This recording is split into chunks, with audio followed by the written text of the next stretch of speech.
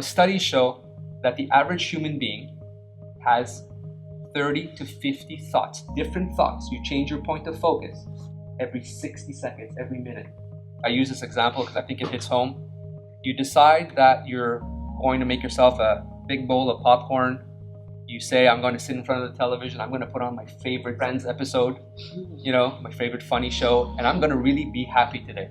I'm going to really have a good time. That's what I want. I want happiness. I want lightness. Because if I ask you guys around the room, you're going to say this is what you want from your life.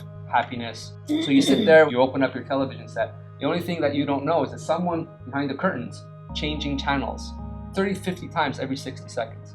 Now, think about how anxiety provoking that is. You have something changing channels all the time.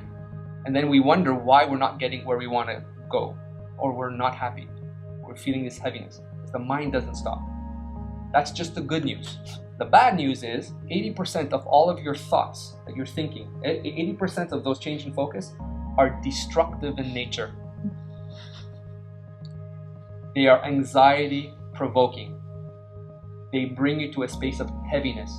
So imagine what that does to your biochemistry, to your body. You're always like this, and you're always operating from that space. And it's not your fault. It's not like you're broken.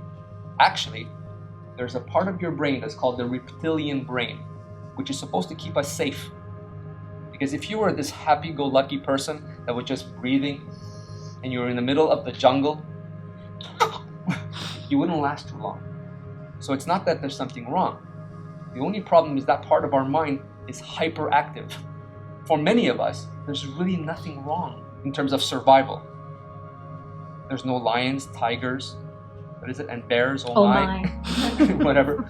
So when I'm talking to one of my clients, is take a few deep breaths, and I always bring them back. Food, shelter, clothing, a couple of people that you can turn to.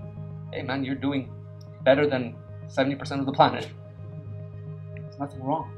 We've become so accustomed to feeling this tight and this heavy that we feel that it's normal to operate that way. It's our new normal. And I'm here to tell you that no, there's a completely different way of operating your life, where you can be amazingly effective at what you do. You can be unbelievably creative. You can do a lot, but it comes from this space of presence, this space of calmness, this space of groundedness, this space of connection. That's what I call a soul-aligned life, where you are aligned with your deepest self. That's a part of you that you call deep down inside. And you say that often. Think about how many times you've said to yourself, deep down inside, I knew this.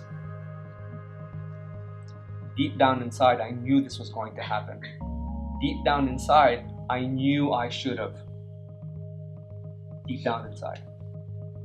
So my job, my work, I'm completely blessed.